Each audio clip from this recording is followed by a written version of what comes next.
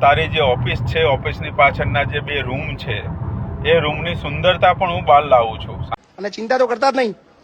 અને કોણ હું બોલે તો એના બાપની હાડાબારી રાખતા જ નહીં. ઘણા છે વિડીયોમાં બન્યા રહેજો, સંપૂર્ણ વિડીયો બતાવીશું. નમસ્કાર મિત્રો, કેડી અપડેટમાં તમારું સ્વાગત છે. તમે સૌ જાણો છો કે મહેપતસિંહ બાપુનો એક વ્યક્તિ સોશિયલ મીડિયાના માધ્યમથી સખત વિરોધ કરી રહ્યો છે અને તેનો નવો જ વિડીયો સામે આવ્યો છે. તે ખૂબ જ ચોંકાવનારો છે.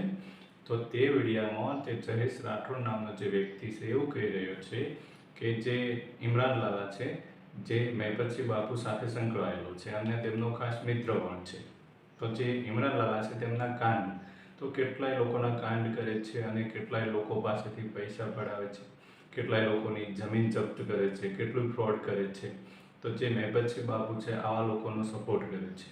મહેપતસિંહ બાપુ છે એ કોઈ પોલીસ અધિકારીઓ સાથે વાત કરી અને એનો યોગ્ય નિકાલ કરતા નથી અને ઉલટાનું તેમને સપોર્ટ કરી રહ્યા છે. તો એ વ્યક્તિ વિડીયોના માધ્યમથી એવું પણ કહેવા માગે છે કે આ બાબત પાછળ મહેપતસિંહ બાપુને કંઈ મળતું હશે, પણ તો હું મહેપતસિંહ બાપુ ઉપર આરોપ મૂકું છું.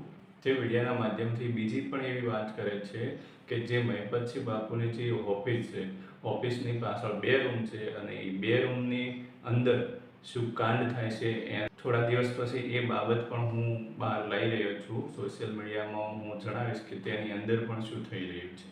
તો તે ભાઈ આવું કહી રહ્યા છે અને જે લોકો મહેપતસિંહ બાપુને દાન આપે છે તેમને પણ એ જણાવે છે કે તમે જે દાન આપો છો તે યોગ્ય જગ્યાએ આપી રહ્યા છો, સાચી જગ્યાએ આપી રહ્યા છો અને જે સાચો વ્યક્તિ છે તેને તમે આપી રહ્યા છો.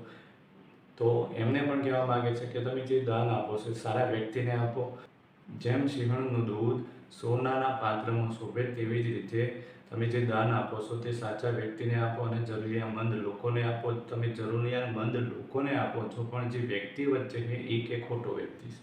તો વિડીયોના માધ્યમથી આવું કહી રહ્યા છે. તમે સાંભળો આ વિડીયો ક્લિપ. વિડીયો મૂક્યો ને ઇમરાન લાલા, મહેપતનો ખાસ છે. કેમ ઇમરાન લાલાનું નામ આવ્યું પ્રશ્ન હશે.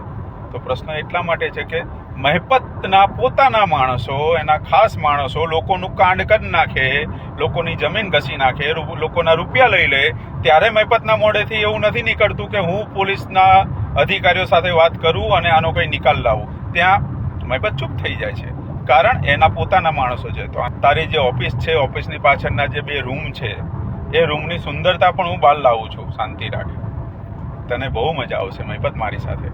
તો મારી પાછળ જે રીતે હાથ ધોઈને પડ્યો છે ને, તારા તે ભૂંડની લીંડીઓ મારી પાછળ મોકલી છે, મોકલ. જો ગાડી બદલી નાખી. દાતાઓ, તમે દાન કરો છો, એ દાન ક્યાં જઈ રહ્યું છે, સાચા વ્યક્તિ પાસે જઈ રહ્યું છે કે નથી જઈ રહ્યું, એ જોવાની જવાબદારી પણ તમારી છે. જે રીતે સિંહણનું દૂધ સોનાના પાત્રમાં શોભે ને, એ રીતે દાન પણ ખરેખર જરૂરિયાતમંદને શોભે. જેને દાનની જરૂર હોય એને શોભે. એને દાન નથી શોભતું જે દાન લઈને સેવા, અને સેવાના નામે પોલિટિક્સ, રાજકારણ. આ વિડીયોને લઈને મહેપતસિંહ બાપુ પણ કહી રહ્યા છે કે ગામ હોય તો કુદરતો વસ્યા કરે અને આપણે મગજમાં લેવાનું નથી.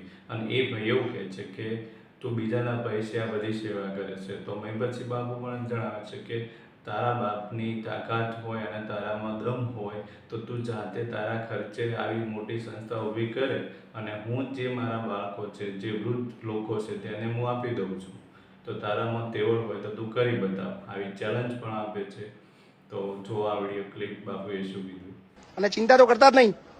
અને કોણ હું બોલે તો એના બાપની હાડાબારી રાખતા જ નહીં. અને ઘણા જે બોલતા હોય ને કહું, પાછા કોમેન્ટમાં લખે આપણને કે બીજાના પૈસાથી કરે છે.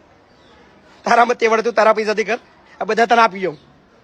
પણ એમને કહું છું કે જેના બાપની તેવડ હોય, જેના બાપની ઓકાત હોય ને એના બળતરા બહુ થતી હોય કે એને એના પૈસે સેવા કરવી છે, એના પોતાના પૈસે સેવા કરવી છે, બિલ્ડિંગો બનાવ્યા બધી સંખ્યા ત્યાં લઈને હું આપી જઈશ, બધી જ.